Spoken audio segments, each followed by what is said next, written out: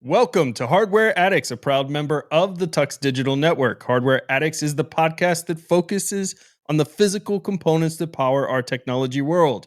In this episode, we're going to be talking about Nvidia releasing a new lower cost GPU. Everyone should be really happy about this, right? But they're really mad. And we're going to get into that here in a second. Then we head to Camera Corner, where Wendy will discuss firmware updates and why you should be checking your camera. So sit back, relax, and plug in, because Hardware Addicts starts now.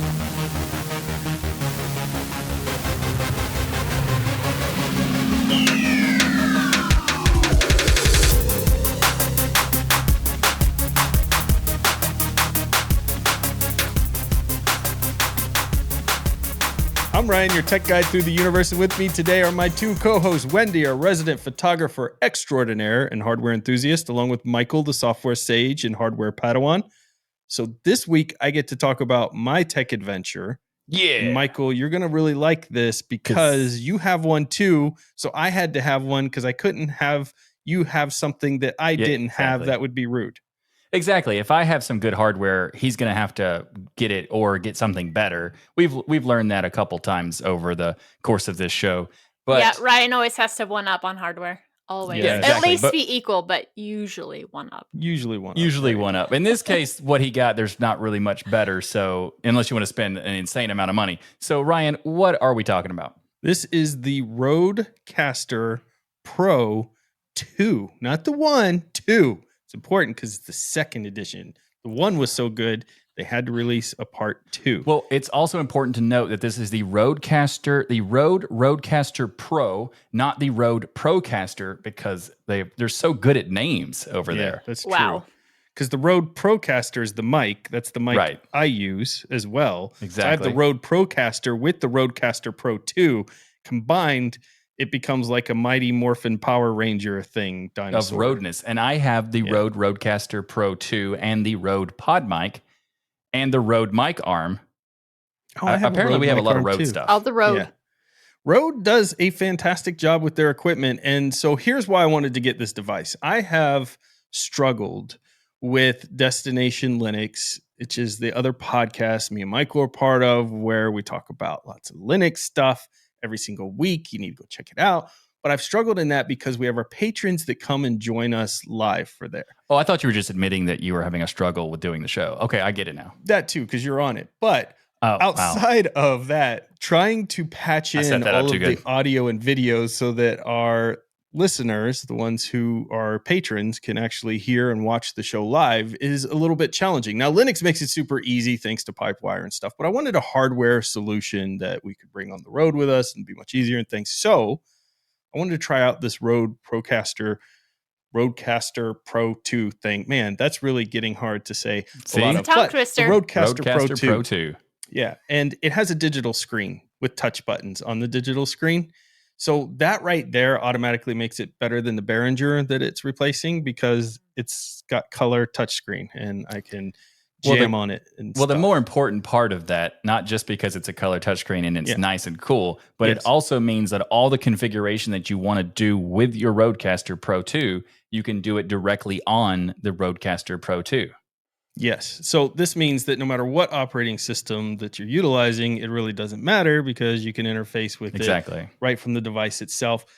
Plus, did I mention it's a cool color panel that you can jam your finger on? There is also cool color panel stuff, yes. That I love. And it's got the cool buttons on the side that makes it look like you've got the DJ pad, so you can do things like change your voice and do different effects and things like that. It just looks freaking amazing, okay? Yeah. Right out of the box. It looks like a technological marvel, like you're doing something really incredible. As soon as you power it on, it's got multiple colors. Like, it's already pre-mixed with like a nice color layout. Yes. And you can customize the colors and the channels and the mixers and faders and everything that you want it to be. And you can customize how it looks in every possible way with the screen and with the colors and the dials and the knobs and all that.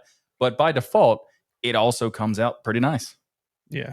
And so outside of the fact that it looks really cool, it has lights and a touch screen, the cool things that you can do with it is what really attracted to me with this, because it has a graphical view of things like mix minus or doing your settings, and it even has presets for mics it has presets for all the Rode mics, of course, that are out there, but also it had some other mics that are not Rode mics that had presets for. Yeah, the most popular microphones in addition to their own microphones, which is really Nice. cool because most companies don't bother with other microphones, Yeah.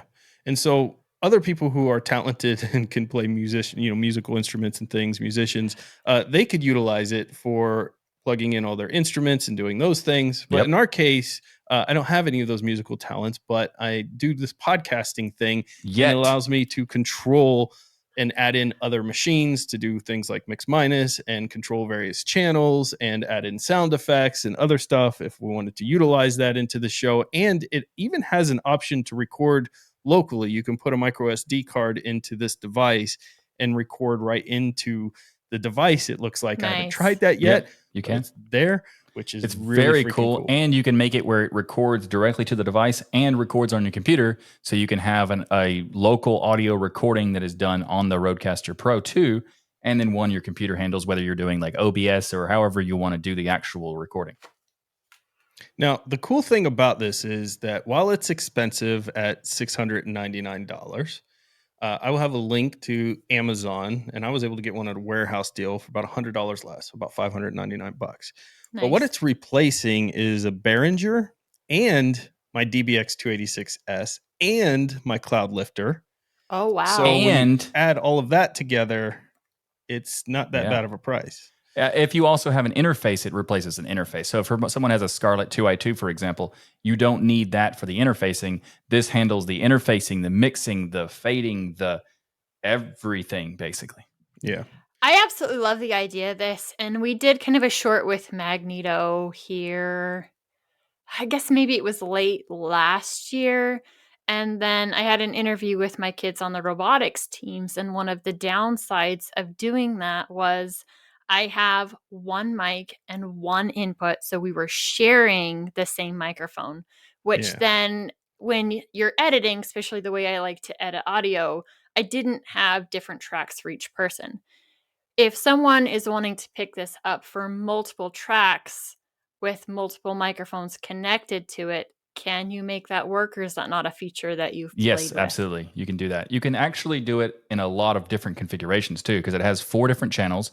It has 4 different mic inputs, and each of those inputs are not only XLR supported, but they also have connectors for instruments in the same port. So it's a multi-purpose port. So you can basically configure it however you want to.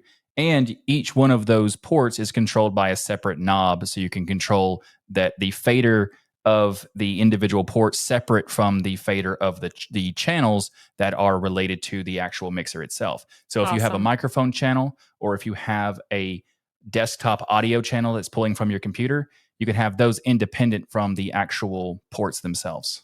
Sweet. Yeah, this is powered by what they call AFX, which if people are audiophiles and into that stuff may mean a lot to them, but they're very proud of it being powered by AFX, which is kind of their processor that's processing all the sound effects on board and doing its emulations and those things. And that's where it has the compressor, the noise gate, the high pass filter, the de-esser, and the 3-band equalizer for every single channel, which is pretty freaking awesome that all of that's built into one single device. So that's why I can replace all of that equipment that I have there. So if you're interested in doing a podcast, do not start out with this because you don't need it. But when you get to the fancy stages and your podcast maybe starts bringing in some money, advertising, those type of things, this is a really cool investment to make. And honestly, it's a lot less equipment on your desk and you have a lot more features and power at your hands. So consider checking one of these out if you're in the market for a really cool mixer. Or if you just want to have some ridiculous sound effects on your voice for no reason to annoy your co-host.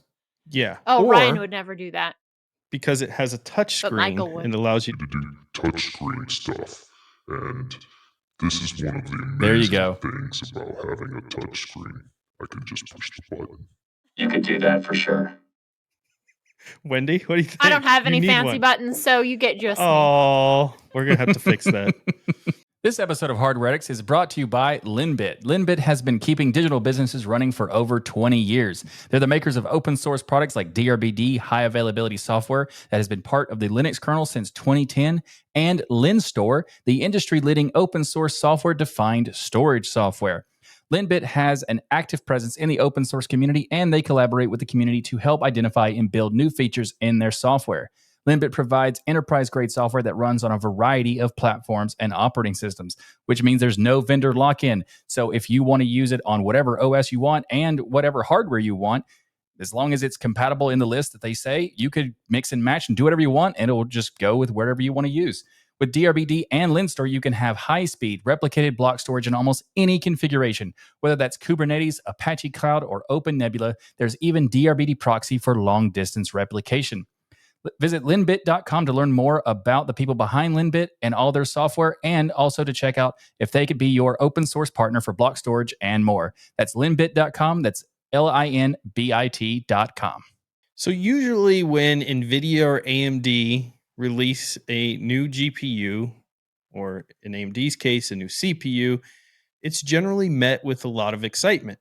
And even if it's a mixed audience, there will be some people excited for it and some people who may be, on the other team or something and don't want to give praise to the other competitor because for some reason, all of us like to pick brands and kind of stick with that Red brand versus and green. act like they care about us. Yeah.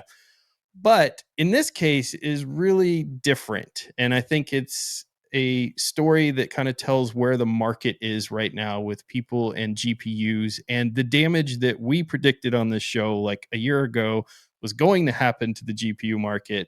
And it's definitely starting to take shape. So Nvidia releases this new RTX 4060 card. Now they say this is a mid-range card. It was just released, has 3072 CUDA cores, 24 RT cores, 8 gigabytes of VRAM, and it's priced at $300. So this is much more affordable than what we've been seeing from Nvidia. Of course, you've got their 4090 at like $1,600. You have the 4080 at $1,200. You have the 4070 at between $650 and $700. So you would think people would be really excited about a $300 card coming into the market.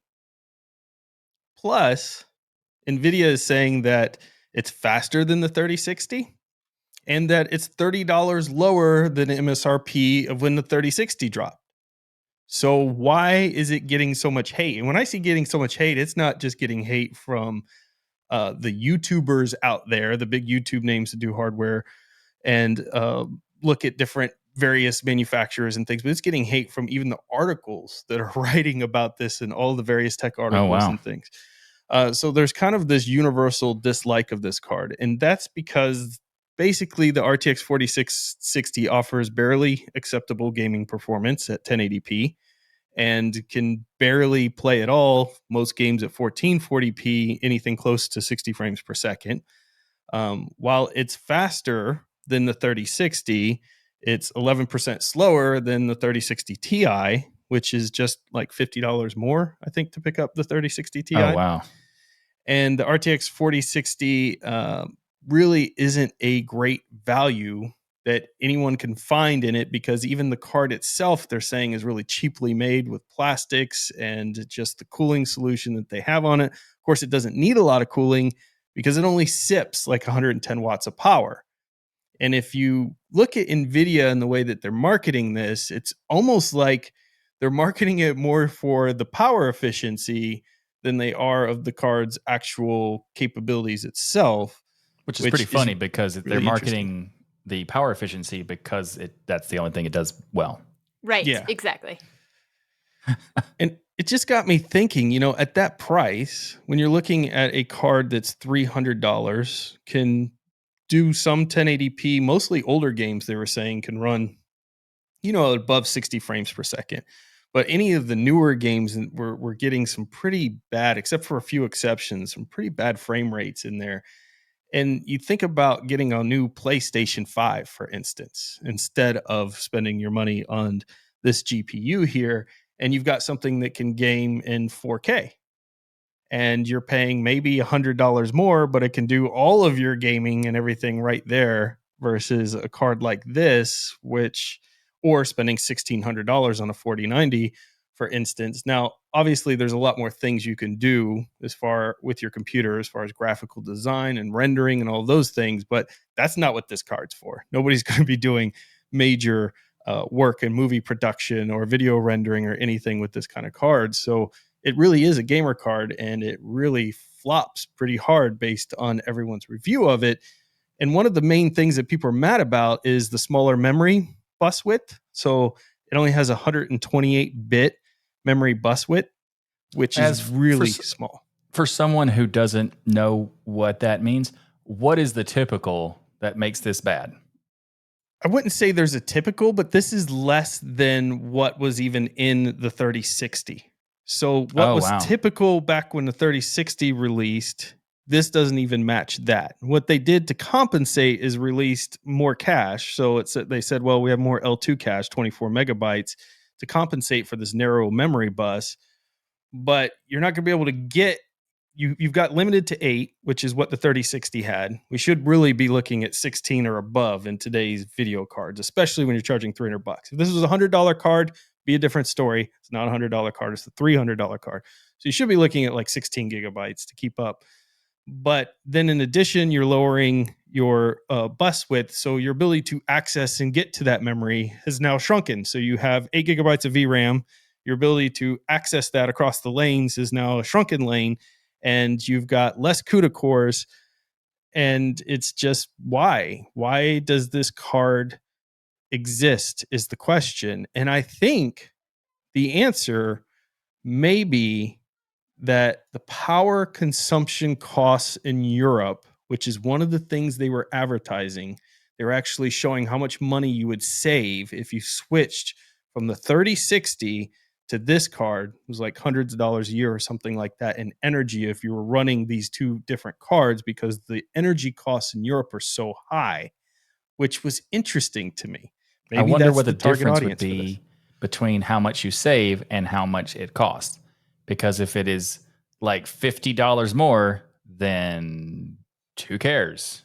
You know? Yeah. And it's probably more year after year of savings is where it would be beneficial. And I've talked to some friends over in Europe, and yeah, their energy prices are astronomical. Going into winter this last year, a lot of them were worried.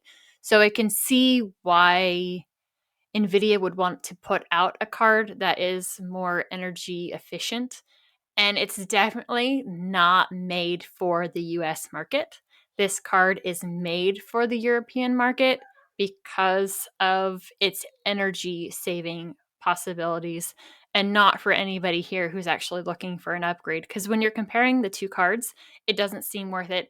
And when you're looking at offerings from AMD in the same price point, whether it's current generation Radeon RX 7600, sorry, or their previous generation, the 6000 series, you can get a heck of a lot more card for the exact same price range. And if your overall goal is performance, then something else is a better option. If your overall goal is having a graphics card and saving a bunch of money on power, then it would be this new card. But who they're actually able to sell this to seems really limited or in a very specific niche. But isn't there also an AMD card that is similar price range and more power, but also either similar power efficiency or even better? Yeah, I believe the comparison a lot of people are doing is to like the 6700 line for AMD, and it's a slightly more expensive, but you just get a lot more out of that card. And there were a lot of people I saw in the comments mentioning, hey, I switched the 6700. They were looking for that lower cost card, had already switched to it. I'm glad I did. I'm glad I got away from Nvidia after seeing this. Like, people are really upset about this, which is really good.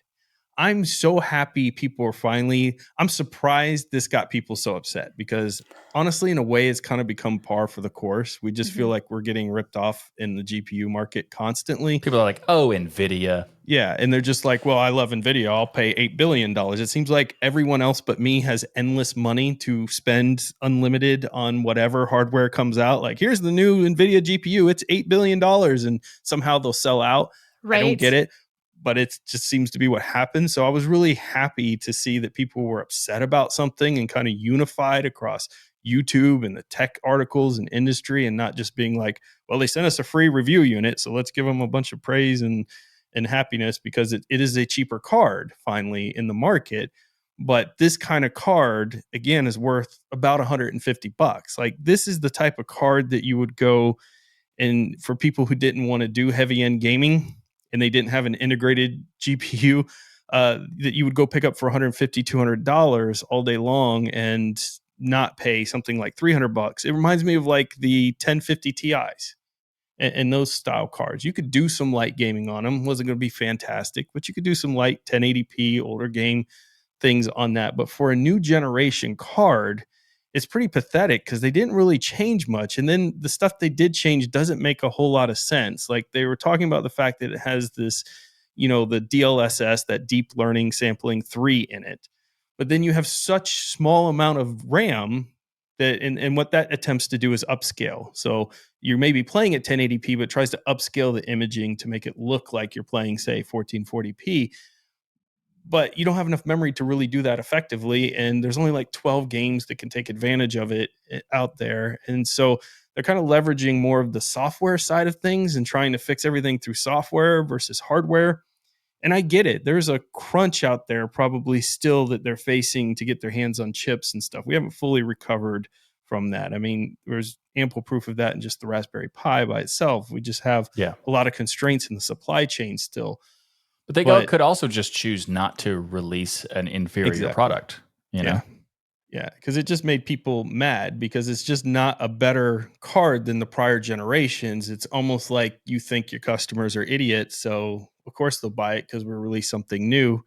And $300 is a lot more easy to afford than the $1,600 card where you actually get good performance. But then even there, NVIDIA's really had a bad run since they broke up with EVGA. Like, EVGA must be sitting there on the sideline like, we told you all so. We've been on this.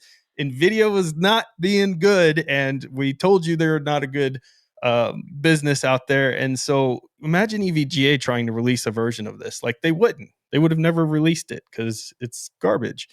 And it just seems like NVIDIA stopped caring, yet NVIDIA is now valued over $1 trillion, for those that didn't get that news.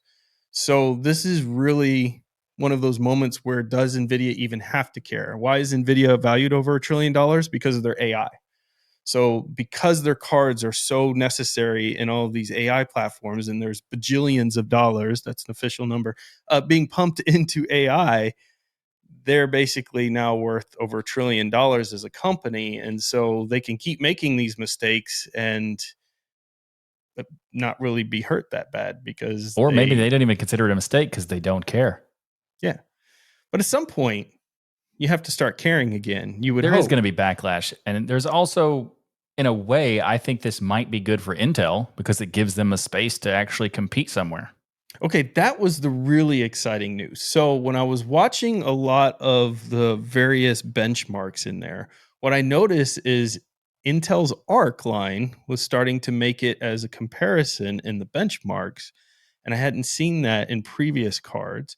So it was running up against this card pretty well. In some circumstances, it was doing equally as well as this card, which is impressive because we know Intel's kind of ramping their way up. But I agree, this is a really good opportunity for someone to come in here and start taking this price point and giving people a lot more value for their money. Intel's got a little work on their current Arc lineup, but I've heard massive improvements that they've made specifically in their software side to make that cards that they do have out there even better.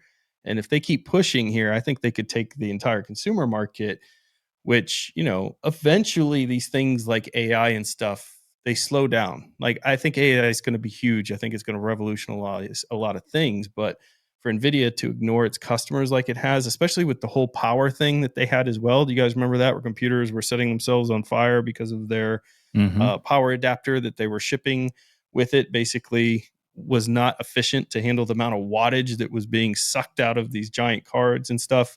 And it just doesn't, all they do is just keep making bigger and bigger cards. I mean, at this point, their 4090 is about the size of my mini ITX case in its entirety. It kind of starts to get ludicrous, right? You remember when they pulled the 4090 out of the oven? Was that the 4090 they did that with? I think it was the 4090. And it was so gigantic, I thought it was fake. I was like, oh, this is like a joke. No, I don't think or it was the something. 4090 because it was during, I think, the 2020 launch. Maybe it was 2021. But yeah, I do remember them. It might have been the pulling it out of 3090, oven but because it was We gave him lots of basically crap. hilarious because the oven was barely enough for the thing. It's kind of getting silly, right? In this world. So, in any case, I wanted to bring it to the show to get you all's opinion because at one side, again, I thought, oh, a $300 GPU, this is pretty exciting. And then I started reading the reviews and seeing it, and I'm like, wow, I've not seen this before. I think this is going to backfire on Nvidia in a big way. They need to do something to kind of bring the fandom back. Once you lose that, because even Apple, that's worth, what, $3 trillion $3 now? trillion now, yeah. They are very keen at keeping the fans that they have happy. Now they do a lot of stuff that's stupid, but ultimately they keep their fan base. They You do a don't see a lot of lot of stuff Apple that's people kind stupid. of turning on Apple Yeah. very often. Nvidia's kind of going down this road where they're like, "Hey, we're worth $1 trillion now. We don't care about any of y'all." And I'm not sure that's going to be as effective as Apple's moves have been. Yeah. For The Nvidia. way that Apple does it is that they're doing a lot of stuff that's stupid, but they're mixing that in with a lot of good stuff. And there's more good stuff typically than there's stupid stuff. Now, the percentage in NVIDIA's side seems to be the other way. And Recently, that's yeah. problematic. But it's also kind of funny because, I mean, I remember years ago, there was a lot of people before AMD did their switch and Lisa Su took over. There was this period of time where people would just say, NVIDIA is only competing with NVIDIA.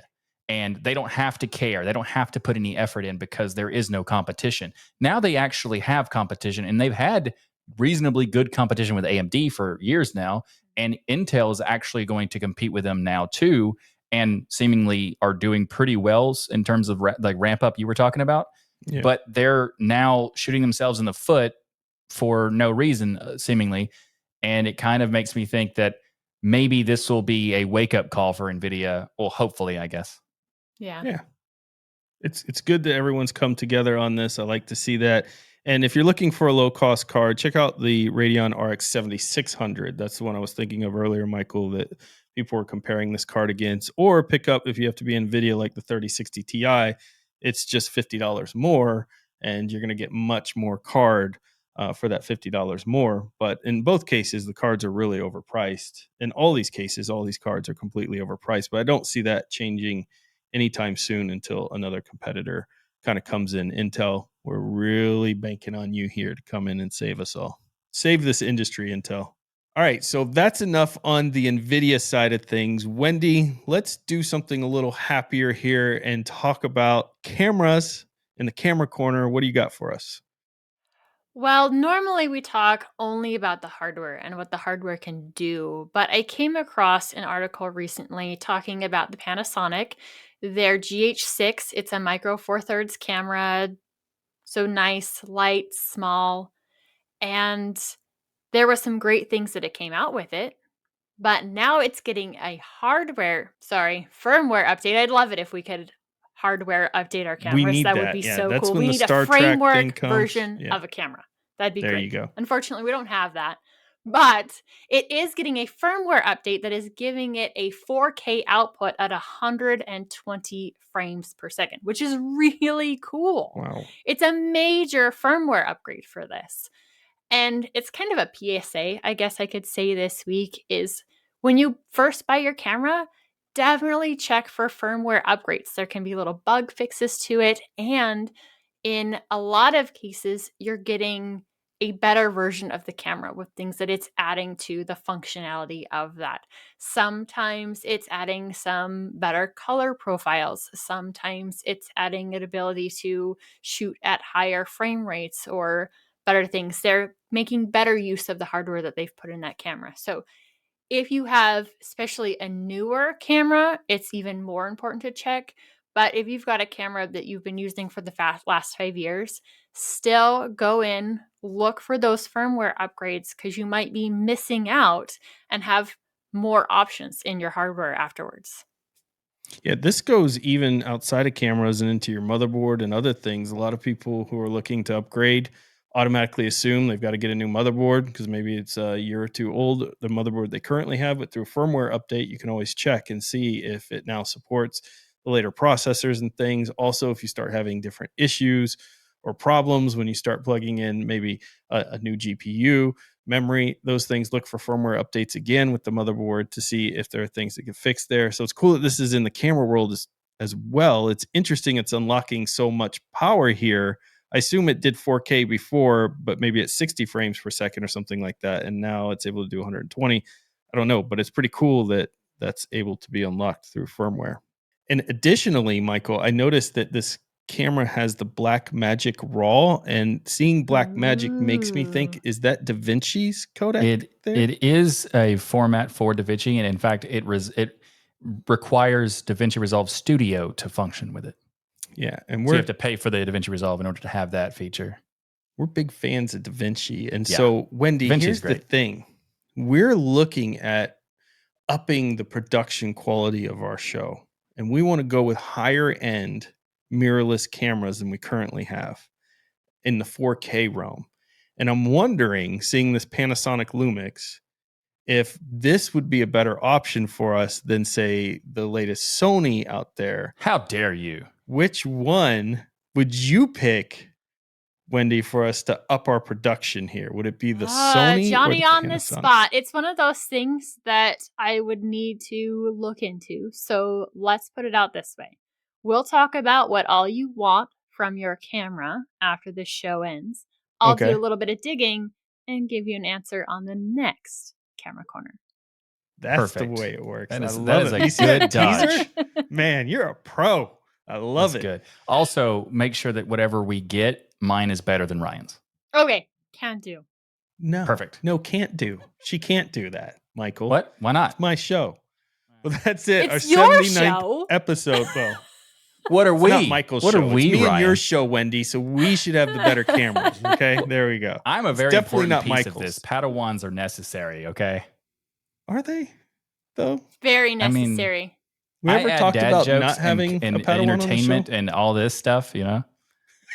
You haven't had any dad jokes this whole episode. I think you. That's weird. Yeah.